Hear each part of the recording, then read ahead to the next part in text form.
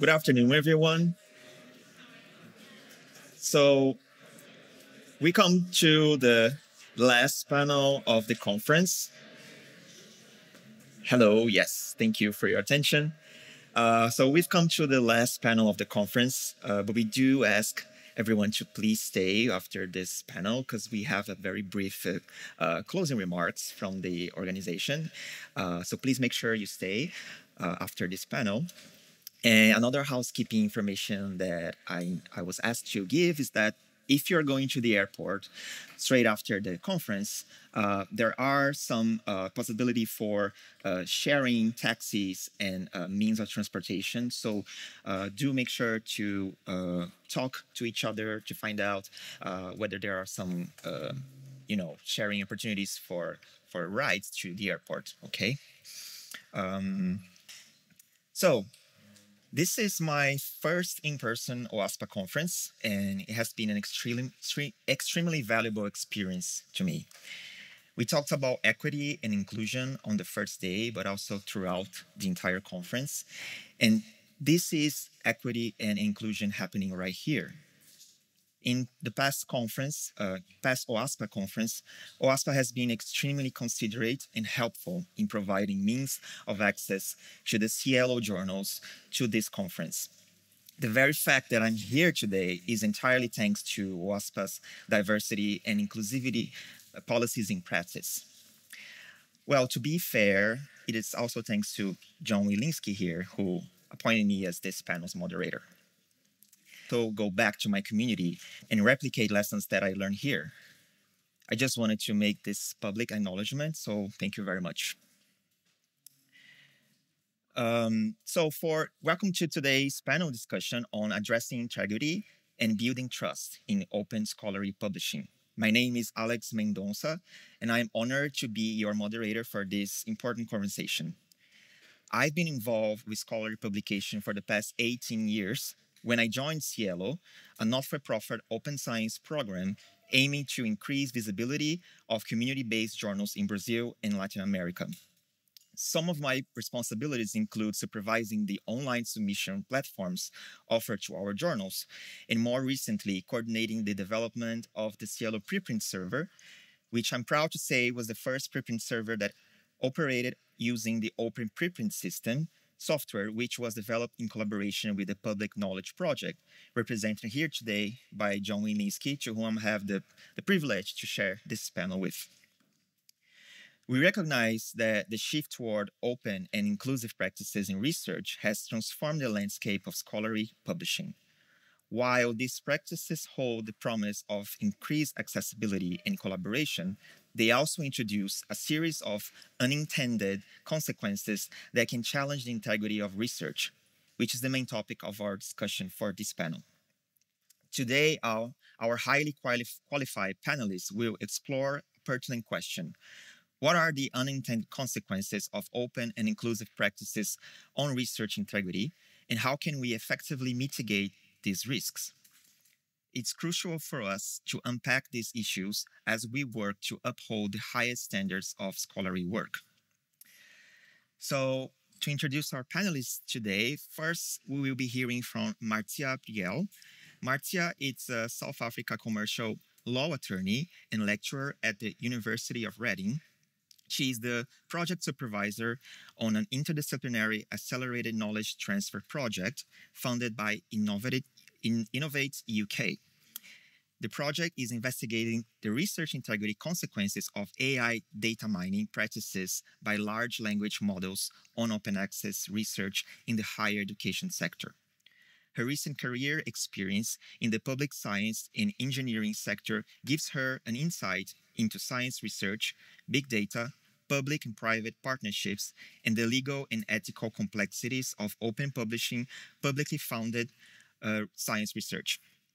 Bringing over 15 years of global regulatory and governance experience to academia, her research interests include exploitative governance ecosystems, regulation, including risk-based regulation and artificial intelligence regulation, global inequity, research integrity, science policy, land law, and intellectual property law. Our next speaker It's Johnny Coates, the Associate Director of ASAP Bio, who will be speaking about open science practices and how they can be a solution, or as he says, the solution for research integrity concerns. Johnny is a leading advocate for preprint adoption and improved research culture. Johnny is also a member of the advisory boards for European C and ER Archive. As the associate director at ASAP Bio since 2023, he works to promote the adoption and use of preprints in scientific research. In 2020, he began a meta research program, initially investigating the role of preprints in the COVID-19 pandemic. He also created and hosts the Preprints in Motion podcast, which has 49 episodes, I checked. Finally, we will be hearing from John Wilinski, Professor John Wilinski. He is the founder of the Public Knowledge Project, PKP, a quarter-century-old research and development project at Simon Fraser University, where he is a part-time professor, and Stanford University, where he's Koshla Family Professor Emeritus. I hope I pronounced that right. In that time, PKP's open source open journal systems, also known as OJS, has grown into the world's most widely used journal management and publishing platform. He's published a dozen of books on education and scholarly publishing, including most recently Copyright's Broken Promise, How to Restore the Law's Ability to Promote the Progress of Science. Also, I would like to mention that originally we were expected to be joined by a fourth panelist, Joris van Rossum from STM Solutions. However, he couldn't make it at the last minute, unfortunately, and so he sends his regards. Oh, sorry, his apologies. On this panel, we will explore the role of new screening tools and initiatives, specifically designed to support publishers of all sizes. These advancements not only safeguard the quality of articles and journals, but also empower publishers to create a more equitable and transparent publishing environment. Additionally, we will investigate practices of open and transparent peer review. Can this model restore public trust in science? In a time when misinformation is rampant, the credibility of our academic practices is paramount. Our panelists will discuss how fostering transparency in the peer review process can enhance trust and accountability, but we will also reflect on the outdated practices and gatekeeping that still exists within traditional peer review. So without further ado, I would like to invite our first panelist. So Martia, please, the floor is yours.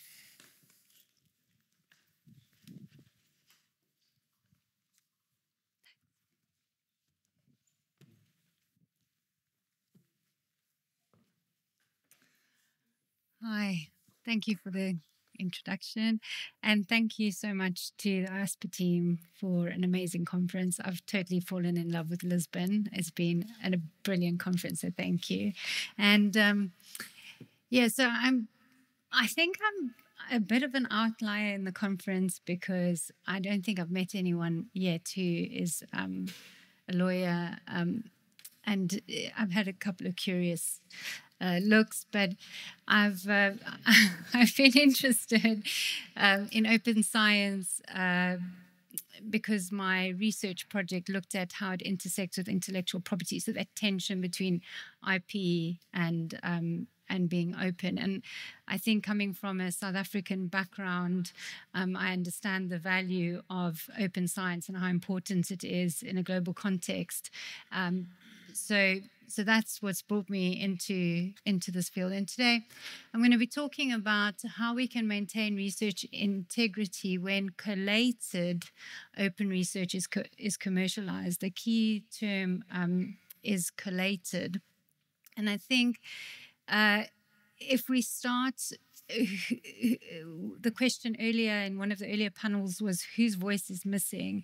And I think for me, one of the voices that's really important is the voice of the researcher, the data producer. And I'm going to show how this collated research has extremely high value, but we mustn't forget the researcher and the knowledge producers in this conversation.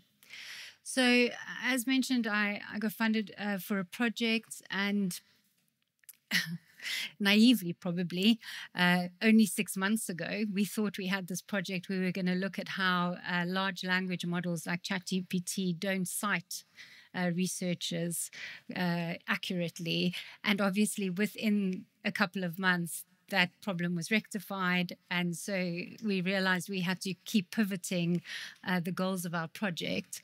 And I think it was a commercial angled project, so we have I cannot disclose what the final outcome was until it's been finally published. But what we realized through this project is that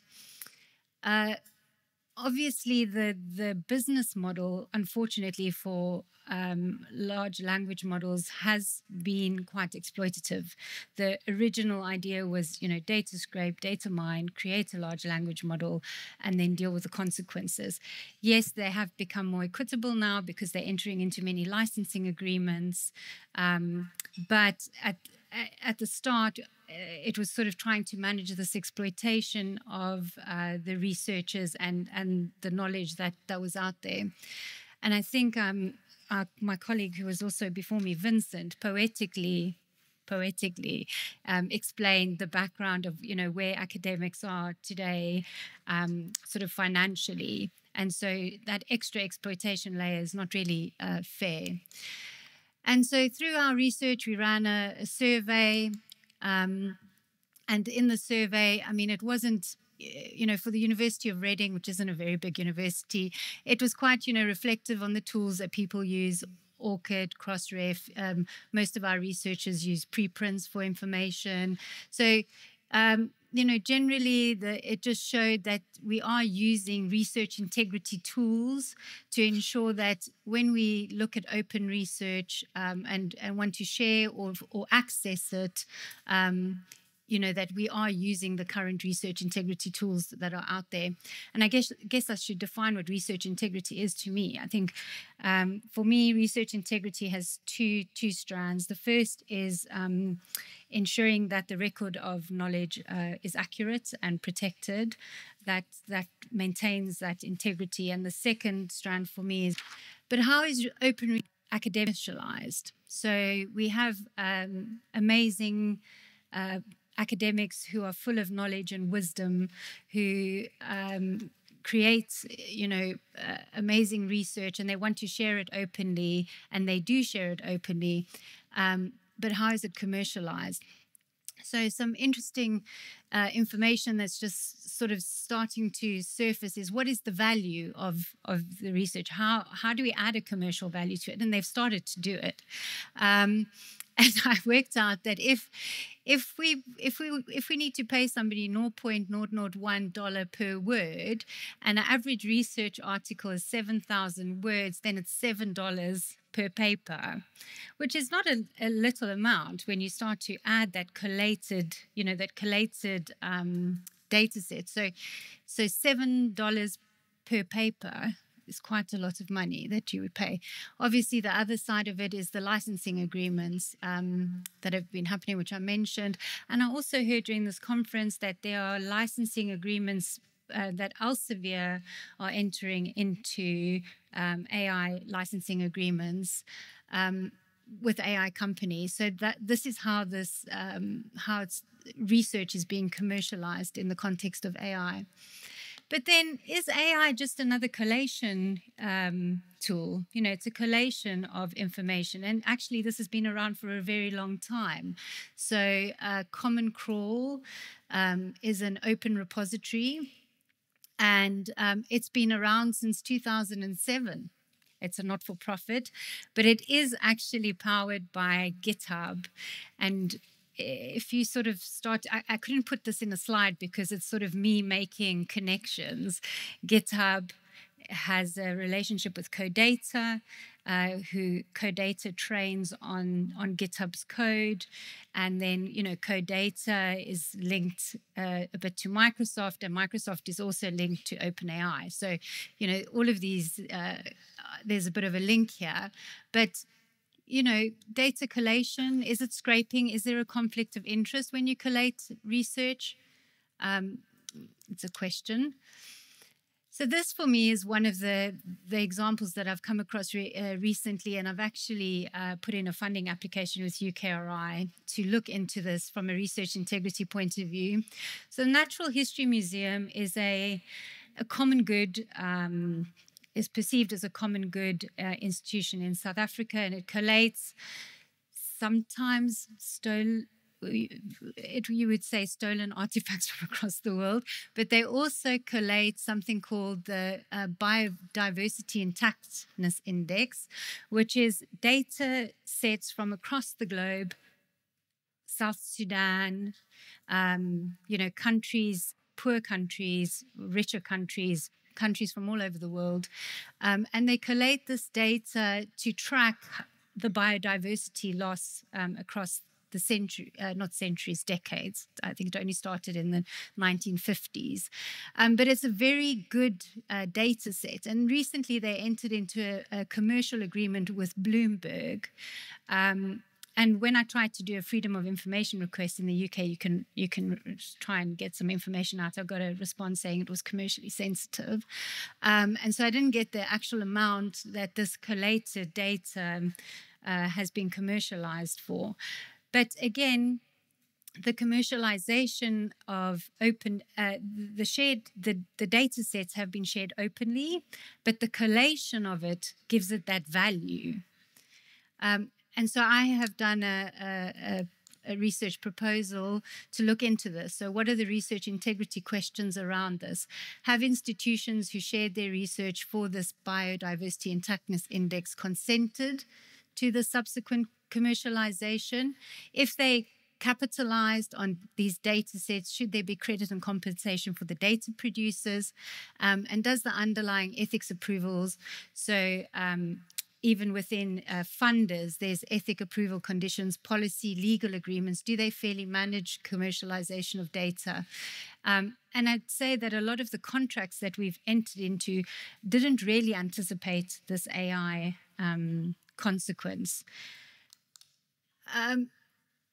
So the second thing that shows the collation of data within large language models, what are the research integrity problems there? I think we all know what they are. You know, the data quality and accuracy has not been great, coding issues, bias, privacy problems, intellectual property breaches. So those are all research integrity problems with the collation of data in large language models. So taking that just one step further, somebody flagged to me this Polderman case from Erasmus, who I think he did some research into beta blockers for heart surgery. So his research showed that you should give a patient beta blockers. And it turned out 13 years later that they worked out that it was false, based on falsified data. And his research was obviously retracted and he lost his job. But there was a lot of angry pushback saying, well, should he not be criminalized because people have died as a result? And so what you have here in terms of a research integrity issue is, with AI and this collated data set problem, is that you have this information that is pooled, and if it feeds into a large language model, then it gets perpetuated. And if it's retracted 13 years later, how do we withdraw that data set from a collated search integrity? How do we... And I'm not just here to whinge and to point problems. I do offer some solutions. So one of the areas I'm looking into at the moment is regulatory solutions. So the problem with regulation is that it's disjointed. You would know European regulation is the AI Act. In the UK, we use it's called a pro-innovation approach to regulation. And I do wonder if AI regulation and open data won't somehow at some point enter into the same regulatory sphere, because in the UK, this pro-innovation approach to regulation means that the current regulator's remit has been expanded. And in the UK, the regulator that I think might have something to do with open data is the Information Commissioner's Office, the ICO, because they currently look after data protection and GDPR. So that's their regulatory field. And so it's not too far of a stretch to wonder whether open data and managing that in a regulatory way would just be expanded. The type of regulation is principles based. So things like transparency, fairness, accountability, contestability. So I think regulation is an option. Also, another way is an independent external institution. So I think they're looking at creating a CERN for AI, so an international body. And then again, whether that collative exercise, whether open data won't fall into that remit, I think will be very interesting. And then global standards is another way. To prevent the unfair, equitable extraction of profit from publicly funded research. Legal solutions, should we criminalize research fraud? That was one of the provocative articles I read. Answer is probably not. I don't think it would serve it would serve science, because then scientists will just go, look, I'm not getting involved in anything. But if there is a serious consequence and people die, maybe. Breach of contract, we know that if you breach an originality warranty, there's retraction, loss of employment. Case law, so we've got the most interesting case law is the case with the New York Times. And I think that's a really good case. But the problem with case law is it's slow. And AI, like I said, every time I think I'm getting on top of this topic, the ground shifts, and they are becoming more equitable and understanding that they need to rectify their business model. A global IP strategy is, I guess, a copyright strategy, and WIPO is good in enabling that. I'm not a fan of the World Trade Organization, because when it was the pandemic, the World Trade Organization were actually quite inequitable in the way that they managed the patent licensing for developing countries. So South Africa and India had to apply for a patent waiver, and then it was granted after the pandemic. So I'm not quite sure whether that sort of World Trade Organization is I think it's more commercially minded in that sense and not equitably minded. Licensing, I had a great chat with Rebecca Ross about the licensing strategies that so that's obviously developing. There's a responsible AI license that sort of came up at a certain point, but apparently has not really grown or been taken up. Data control, so will data GDPR, data protection, will that increase? Will that fall into the regulatory remit of data? Maybe. Terms of services might be updated, so you might find opt-out options, and legal contracts. I think everybody will be looking at their legal contracts, in great detail when they renegotiate. And then just some technical solutions. Not that the project helped me to get really on top of the technical aspects of large language models, and I worked closely with the data scientists, which was great. And I think for me, out of those, I'm going to go with the blue sky, because I wouldn't mind seeing a micropayment setup linked to researchers, because for me, I still feel like there's this, there's money in publishing, but I don't see that. I'm trying to find a way that it comes back into academia. And so, maybe with this collated data being so valuable, there's a way for the researchers to see, or at least the academic institutions to see some of the money. And that is it. So thank you. Thank you for listening.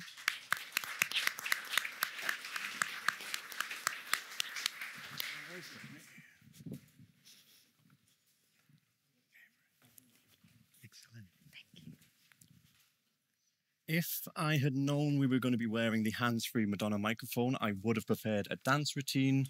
Sadly, I didn't, and I couldn't put one together in the few days I've been here. So I'm sorry for that. Thanks to Alex for the very kind introduction. I didn't know how many podcast episodes there were. We've actually stopped doing them. If you do want to get a hold of me after this talk, to shout at me. That's my email address. You might want to shout at me. I was asked to write an article a couple of months ago, and I started that article saying there was increasing distrust in science. And the editor told me, no, that's wrong, and I had to remove that statement from the article. So I'm opening this with evidence to back up what I said there. There is a growing distrust in science and in scientists. That plot on the right there is about science's, the impact of science on society, and I think as scientists, as people who are publishing and sharing the work, we want to have an impact. For no other reason than selfish reasons. We have an impact, we get more money to keep doing stuff, it's great.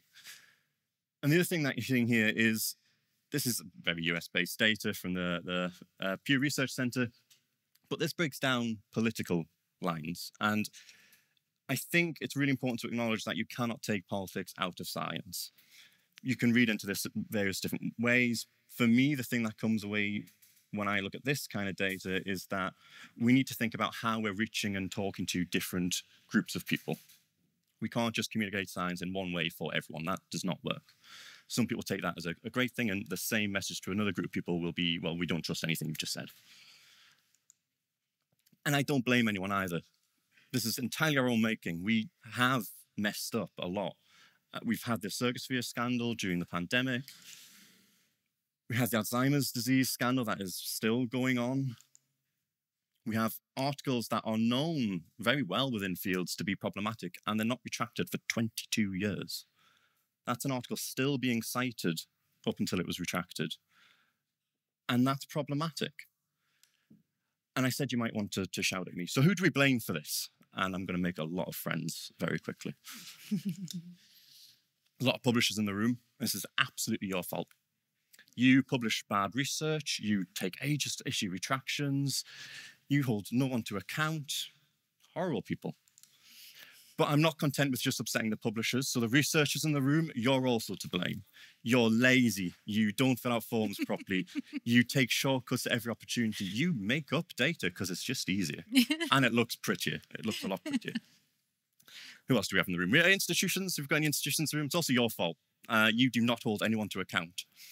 In fact, I come back to one of the other sessions where a publisher talked to an institution and the institution tries to bury it and cover it up. Just typical. Funders, if we have any funders in the room, you're also to blame because you have a lot of power and a lot of control in the system and you choose to not do anything about it. These are, I'm being a little bit provocative, but this is also true. These are all things people have said to me in conversations over the past few years. It's also horribly unhelpful because if we're busy blaming everyone else, we end up in this vicious circle and we're never going to get out of it. So what's the answer? Well, we work together instead and we turn a circle into this unity thing instead of this vicious circle.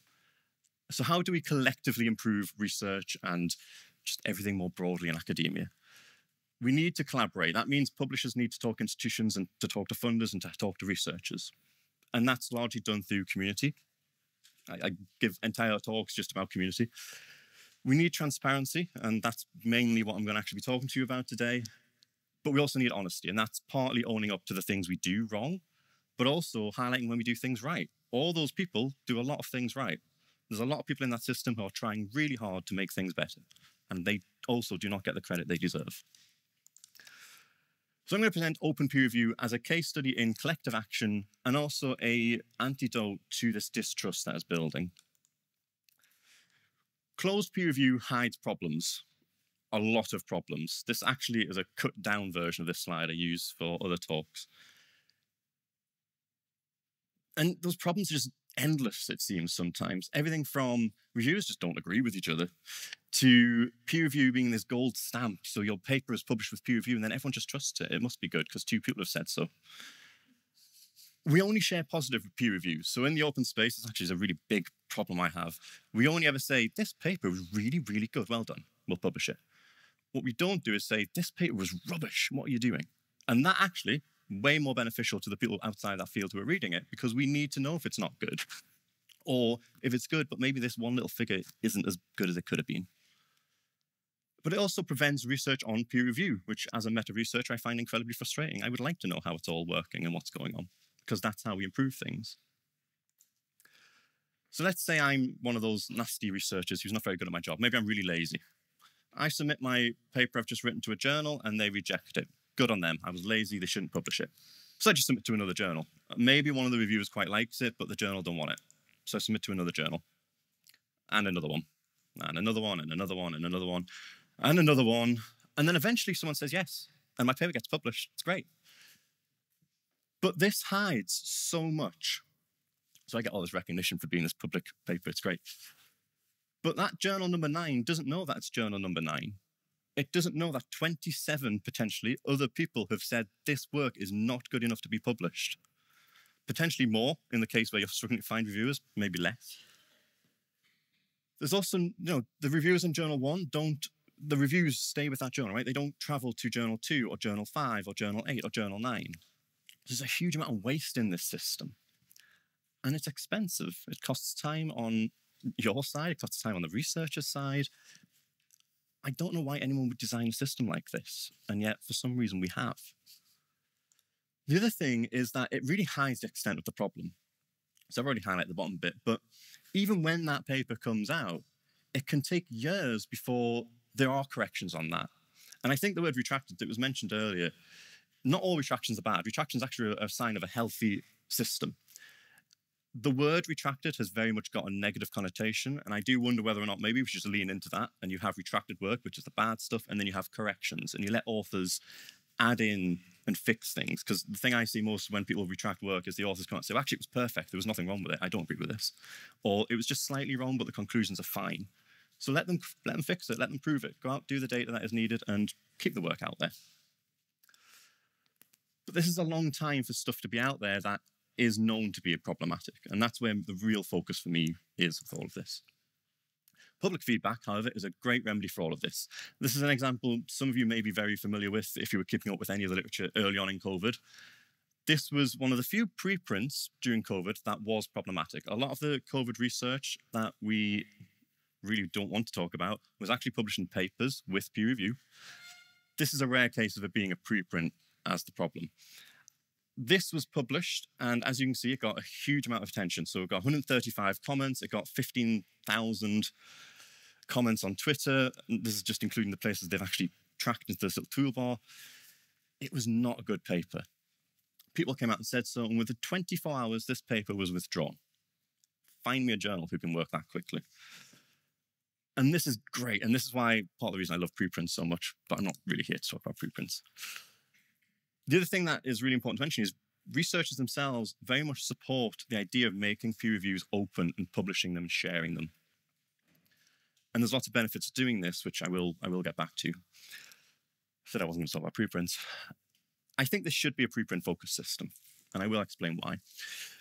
Preprints allow us to do just experimenting and do different things with things like peer review and other parts of the publishing process. So some really great examples here. You've got pre-review, which is a very big community-led effort. And of all the people in the open science space, that team are doing exceptional work with anyone who is not from Europe and America. They're really reaching out, and they need commending for that. You can take journal clubs, which every lab I've ever worked in, the department and the lab usually, have a journal club. And it's a bunch of researchers sitting together talking about a published paper, when in fact we could be talking about a preprint. We could then write that discussion down and we've got a review. And now you've got people in the review process who are also not normally part of that process. You've got things like Review Commons, where it kind of solves that problem I've just presented. So you have your preprint, you have your set of reviews, you take that package to a journal. And now that journal doesn't have to go out and do more peer review. They can just look at what is there and say, yes, we'll publish this, or no, we won't. And this ecosystem is growing. There are over 35 different reviewing platforms for preprints. Some of these are right at the far end of being very minimalist and freeform, and social media really is a platform for some amazing peer review.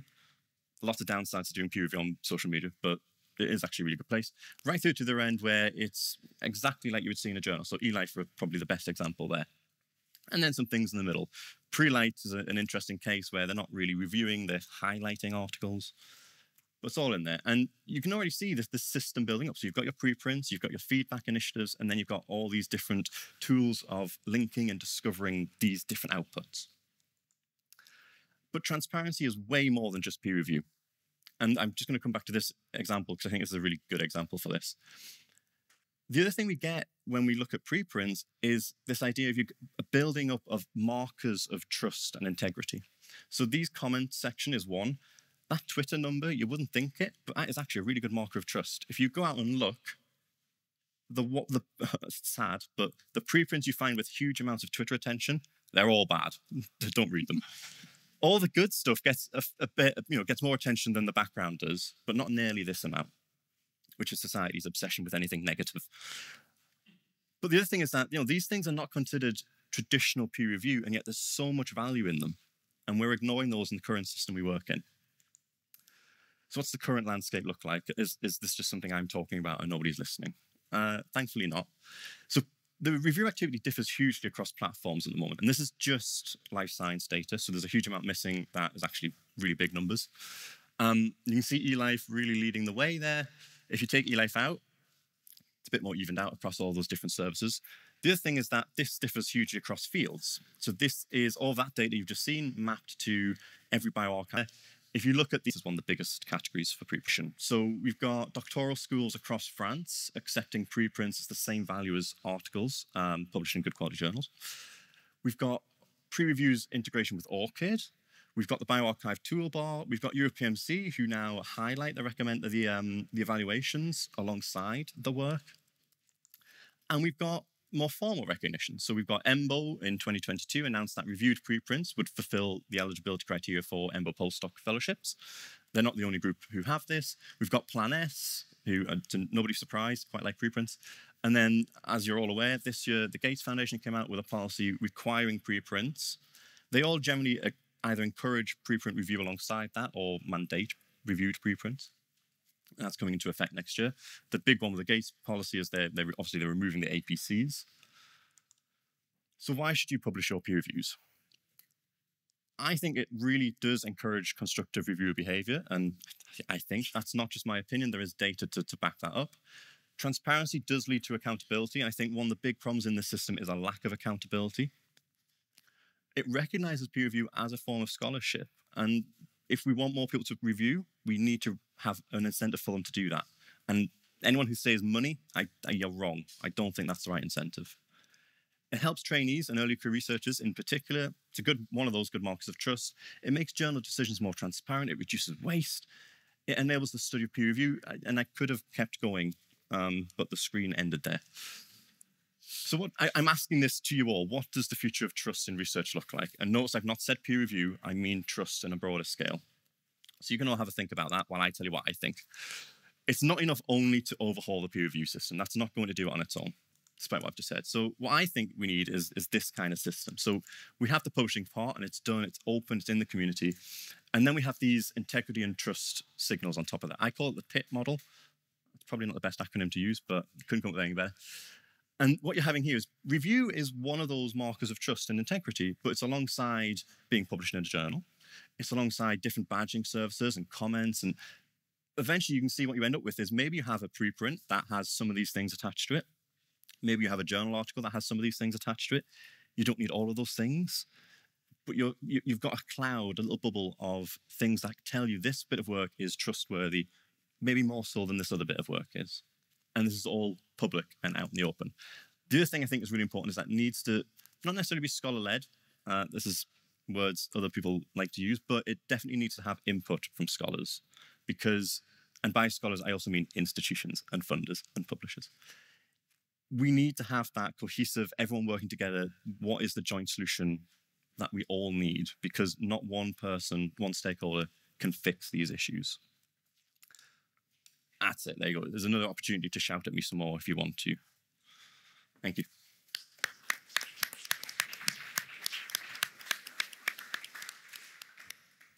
Thank you.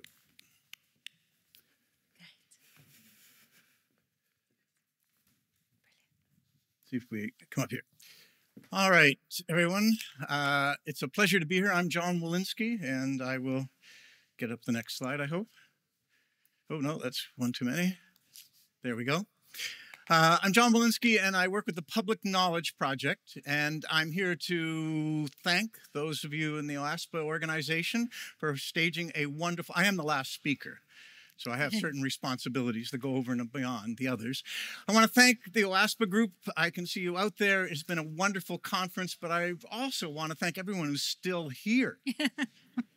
That to me is remarkable. We were taking bets on what the percentage would be and how many empty seats there would be, and it's full, relatively speaking. So I'm very happy to see that. I'm here to talk to you very much, Johnny, on your heels. What will the future look like in terms of integrity and trust? I want to present a different approach. And in order to do that, I need to give you a little bit of background. I need to build a little bit of suspense about what's coming. I need to tell you where I'm coming from. And I think the most relevant way to do that, I mean, in fact, what's interesting about this conference is we're all from different spaces. I don't think I've met anyone who's been born a publisher, raised a publisher, and grown into publishing. I think you've all been through very, very different courses. And what's interesting about this conference is the chance to learn that and learn about the diversity of backgrounds we have. So I'm a school teacher by trade, okay? Everything you had as a good experience over those 12 or 13 years as a student, that's me. Every bad memory, every disappointment you had as a student, that was someone else. And as for your children, all the best teachers, I have trained them for decades and decades. So school teaching is where I come into this. But how is it that a school teacher moves into scholarly publishing? This is the part I need to explain. How does a school teacher start something called a public knowledge project? And that's the key connection. Because in the turn of the century, in 1998, when we thought the information highway was going to be the future of all access to all knowledge and it would be open to everyone, I was right there in the on-ramp waiting. I was very excited because I'd been a school teacher. I'd been teaching kids to read for a decade. And here was this chance that the kids that I had taught to, well, not all of them, not all that well, not at grade level, but the kids that I had successfully taught to read were going to have this new world of information for themselves. I didn't just teach them to read comic books, or now to doom scroll their way through whatever. I was teaching them to read as an ambition, as an aspiration. And in 1998, I thought, this is fabulous. Only I noticed something was happening. And journals weren't. We're print. And onto airplanes, we came home at night and take us to the cottage and on their vacations in their briefcases. And onto airplanes, we cannot go online. It would devalue. Now, the younger ones in the audience, you won't even understand this. You ask your grandparents about this. They thought it would devalue the knowledge. It would literally deflate if it appeared online. And so I recognized that we were never going to be able to share that knowledge with the students that I had taught to read unless I was able to convince people to move research online and to make it free and to make it open, as much was. In the 90s, the New York Times was free and available. Other sources were as well. And I caught the bug. So when I asked my scholarly association and my publishers about this and told them about all the students that I had successfully, I kind of fudged it a bit. I didn't give them figures, data. I said I had successfully taught to read. Wouldn't they welcome that readership? And they said, moving online is a very expensive proposition. Have you ever considered the costs that are involved in arranging for technology to support that kind of work? And I said, tell me that slower and maybe I could understand it. But they weren't ready to move online. So, as someone who wants to help, as someone who is fascinated by publishing, I thought I might be able to help because I had been working with kids in classrooms on technical systems, building support systems so the kids could support the technology in the school because there were no tech supports in the schools in the 90s. So I used that idea that as a professor of education, we're there to help facilitate education. And so I decided what I needed to do was to build a platform, just like we did in the high schools, for editors. And in 2002, it took a while, we released Open Journal Systems. And we released it on the basis of it being open source. Still a new movement in 2002. It had only been called open source. It used to be free software. Remember all those days? It was free software, open source, and we would distribute it. And of course, when publishers received this free gift of a publishing platform that combined ScholarOne and Addapon into one package, they would immediately move their journals online. It's just so obvious. I was a little naive. What can I say? So on that basis of helping publishers move to share material, I am here with you again today. I am here to share with you another concept that I think will address an aspect that hasn't been a focus of this conference. We have been so concerned about research integrity, we haven't considered the age of misinformation in which the public is existing and in which the public is in need of access to research.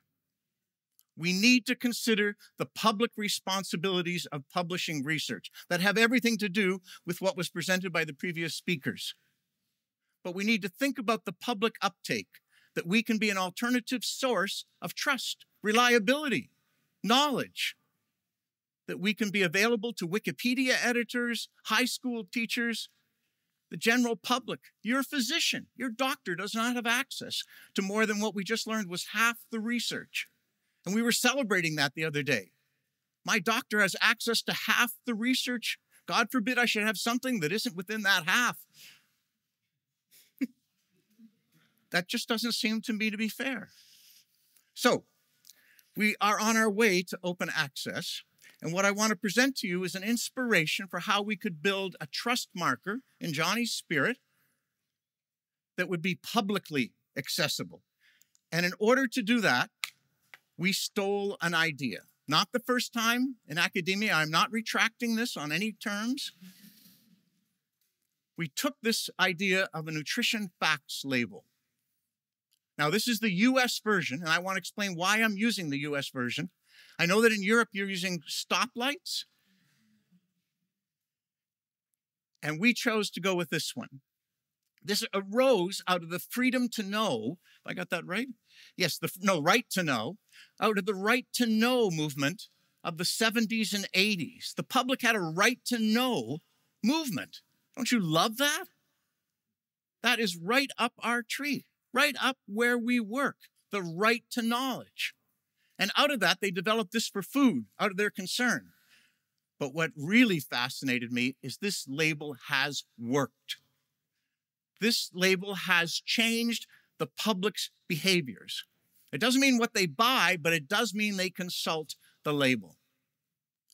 And what I admire most about it is it doesn't give a red light and a green light. It tells you the information. It gives you the facts. It says you can decide. If you have the information, you have a right to know.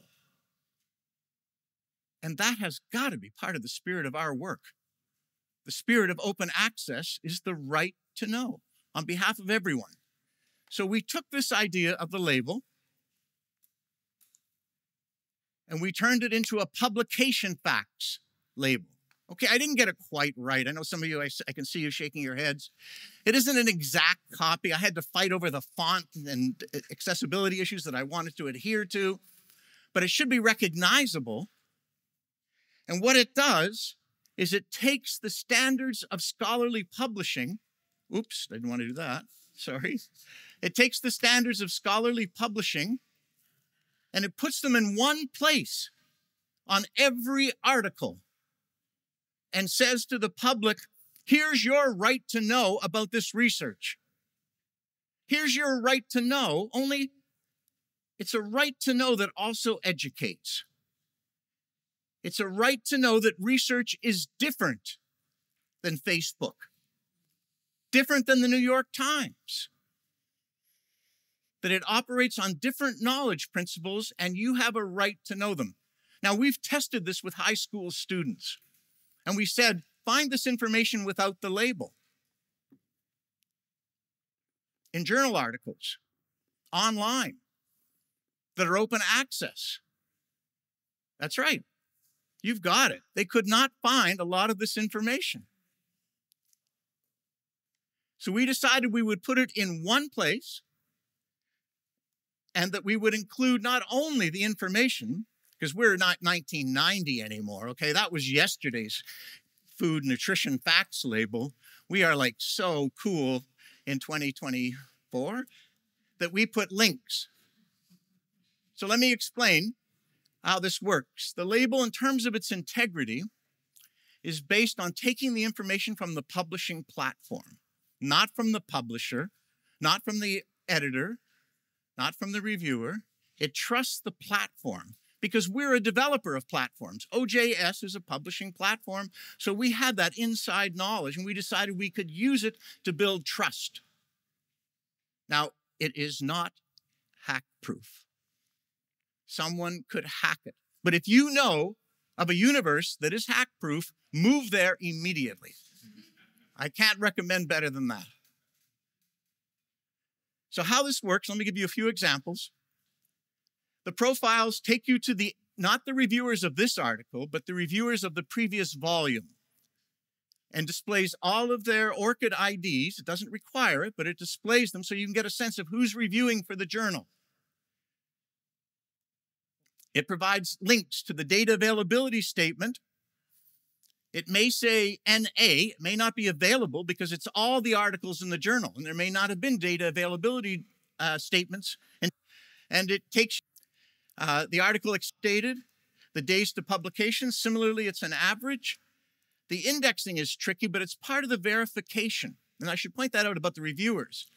So the reviewers need to verify their IDs through ORCID. So the trust principle is we take data from the platform and we verify where we can. And part of that verification is the ORCID profile for the editors and for the reviewers, and part of it is the indexing. Each of these links will take you to the journal's index page, so you can see that the journal is being indexed. Now, this is a very good record with Directory of Open Access Journals, with Google Scholar, with Scopus and Web of Science. It's not a very high percentage of OJS, journals using OJS. It's another issue another time. But it takes you to show you that, in fact, that indexing is part of it. The editors and board members are all asked for their ORCID IDs so that you can review those. The Scholarly Society, obviously, and the publisher are linked as well. But this part right here at the bottom, this click the I, this is where I come in, the school teacher. This was my chance to instruct and delight. Principle of teaching. And that is, I would explain to the public each of these principles one at a time, why they're important and what the figures mean. And I'll revise that and revise it and revise it because I want it to be accessible. We have a group of high school students in the fall that are going to be testing it within their own community to see how well I did in terms of explaining the complexities of an external funding arrangement with the American Tobacco Federation in terms of the quality of the research and trust factors that are involved. What we also did is we compile the data. And this is somewhat similar to the percentages that are used in the nutrition facts. They provide the percentage of dailies. What we thought we would give is give people a point of comparison. Here, the point of comparison is to compile and aggregate other articles, the averages for other articles and percentages. This isn't live. This collects the data and distributes it. It's only for journals that are using the label. And at this point, when we're just getting started, it doesn't do disciplinary discrimination. It's all the journals using the label. When we get into the thousands and tens of thousands of journals, thanks to people represented here, let me yes, I've got you all. When it does reach that kind of distribution, then we very much hope to be able to, in fact, we have AI systems that will do it very tidily, to do it by discipline. So you can see that the number of reviewers in mathematics, for example, is much lower. You can see, get averages for funding very, very high in the biomedical field and all that sort of thing. So the relative comparison points will be much more pertinent in terms of doing this. So the let me give you a couple more examples of what this looks like. We don't imagine someone checking the label on I mean, do you do that? Everything you don't, okay. Sophie, that's good. And Sonia, rather, that's good. No, okay, you don't. A couple of you aren't even, come on, people. All the rest of you do check the label every time you buy. Okay, good for you, sir. That's excellent. May you live to 100. What we expect is that people won't normally look at it. They'll just go right to, this is the article landing page in OJS, the future of OJS. This is a brand new version. And there will be a spot to view it. You click on that and it appears. Now notice that it does not fit the style of the journal. It does not, if my designer was here, he would be very unhappy. He's actually from Lisbon. We're having dinner tonight, and I'll have to break the news to him because there's a break in style here. But that's the important part of trust. It's to show this label is not part of the publisher's package. This is a common label across the platform. And maybe, let me introduce the idea right now, maybe across the across, just blew that line. Let's start over again. Maybe across the industry, because that's where the credibility will lie. And it will have a common look and feel. So if you want to have the impact factor on this label, it's come up. No, that has to be agreed upon by all of the publishers in order for the label to have that uniformity, to have that trust, to have that predictability that it requires. And so what we envision for the label, this is just a little infomercial. So how well does your label do with like something like Nature? Like where would it be with those kinds of readers? Is it just for OJS? No, it's not. Nature picked it up. Nature made it the question of the week.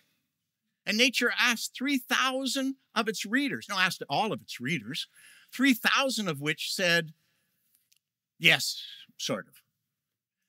In fact, you can read this as 3 out of 4 readers of Nature prefer the publication facts label. Available today. No, sorry. Let's not get carried away. So we have had some trial runs, and we are just beginning that process. I am not asking you today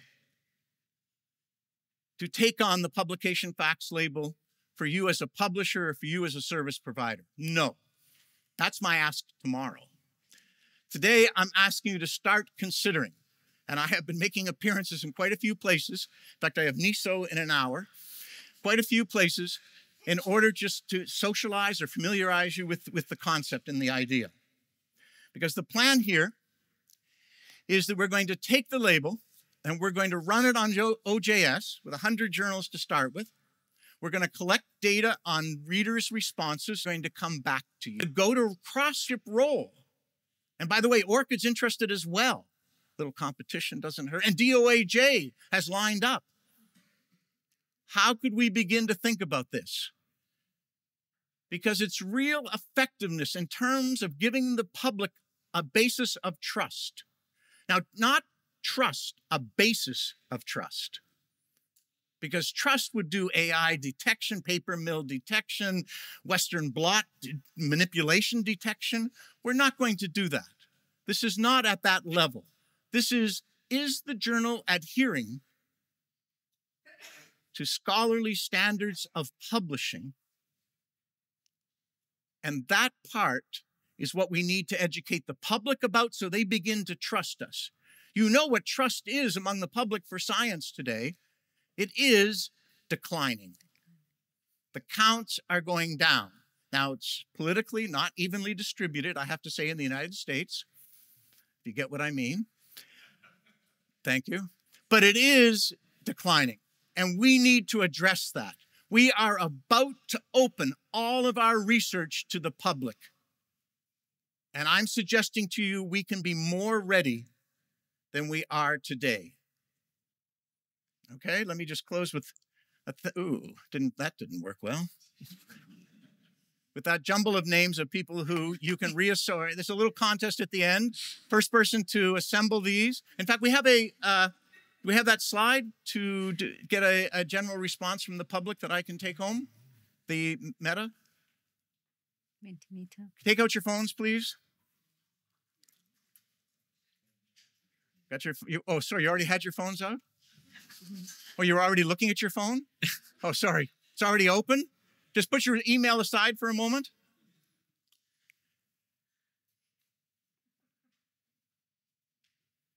And it's a very simple yes or no. Sorry, do we have the question? Oh, you need to leave it up. Leave it up. Sorry. You see the question. Excuse me. You don't see the question? Yeah. Oh, you need the next. Okay. Has everyone got it? Yeah. Okay. There. Thank you, Catherine. Okay. The names of those people who put no will be shown on the screen along with their emails. Yes. Yeah, I felt it in my pocket. I just got that ID. We'll meet afterwards. That's good. Okay.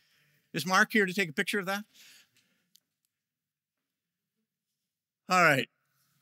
I want to thank everyone for this. I want to thank you for a wonderful conference, and I hope we have a few minutes for questions. Alec? Yeah. Okay. Thank you very much.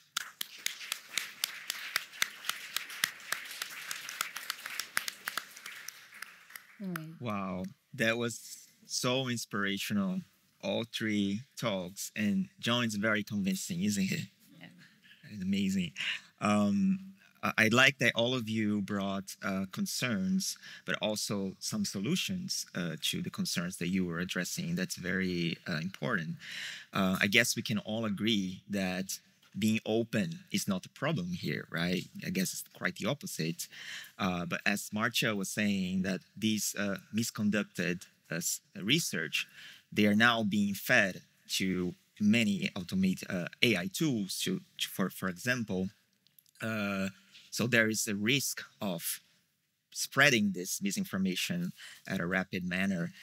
Drawing from our experience, for instance, in Cielo preprints, we have established a moderation approach, a three levels moderation approach, where we checked each preprint that comes in, we check format, we check the previous publication history for the authors, and we also check the if the paper is would be eligible for peer review in a Cielo journal. That's what we look for.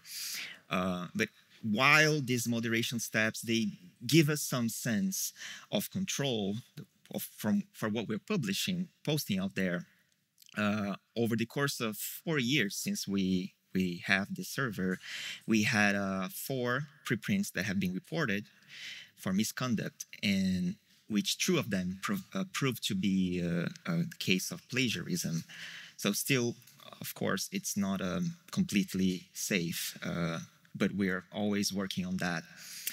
And going with what Johnny said, I also agree that publishing is a shared responsibility. The authors are, of course, responsible for what they publish, but the publishing platform, reviewers, the community is the ultimate vigilant for what is being posted out there. I do hope that there are questions from the floor.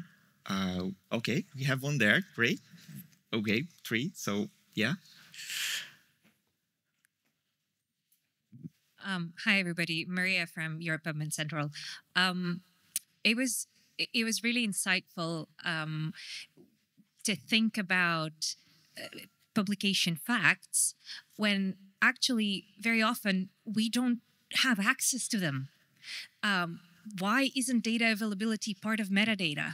Why isn't conflict of interest part of the metadata?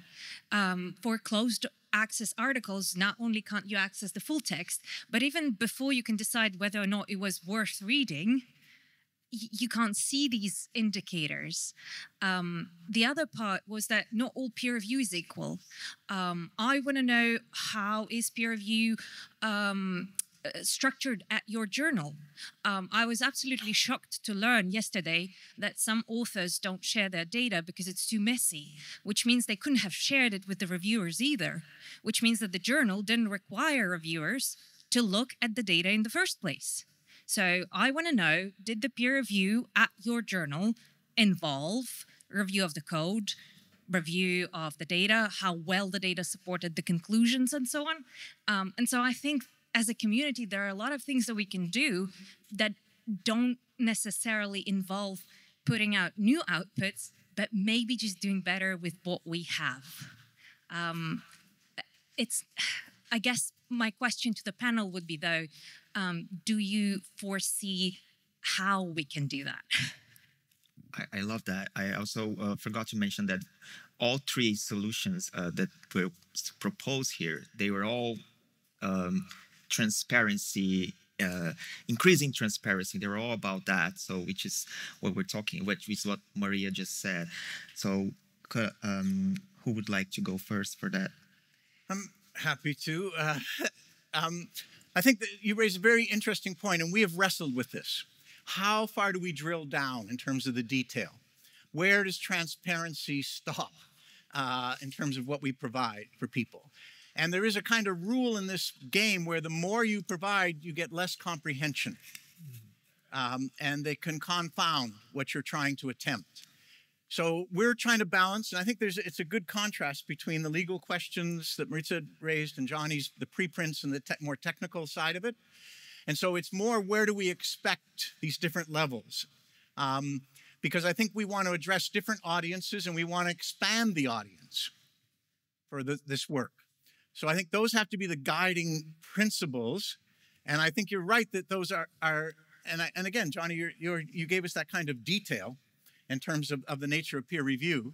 And that actually was my article, by the way, that the 27 rejection, this kind of focus, the nature of the peer review and the access to data, because it actually differs by field. But there, yeah, maybe Catherine. Could I just respond right now, because my question is exactly on that topic for John. I love this idea. I love that it's focused on the public, that it's going beyond the experts in the field. I mean, you know, we haven't done a good job of that, and we're now reaping the benefits of not having done a good job of that. But this also raises a question for me, because I am one of those people who looks at nutrition facts all the time. And when I am, you know, craving a snack, I'm looking at potato chips and I'm looking at lentil chips, and I'm going with lentil chips because there's protein there, and I won't buy potato chips because there is an implicit advantage to me in buying lentil chips. I think it's healthier. If I am the general public and I'm looking at these papers across disciplines, I'm going to start to assume potentially that articles within certain disciplines that have a certain practice that gives them a higher percentage are more trustworthy, when in fact it might be a cultural distinction between the disciplines.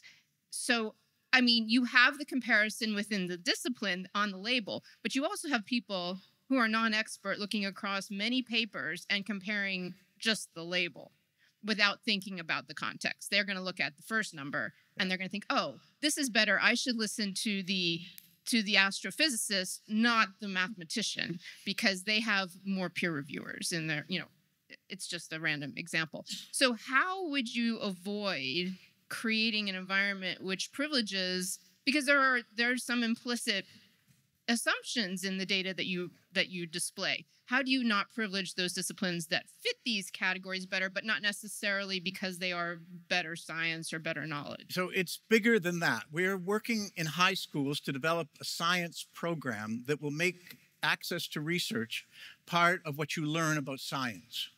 Right now, what you learn about science are the results, as if they were magically handed down to us from wherever. And what we want to do is introduce an awareness of how knowledge is produced and how knowledge can be trusted.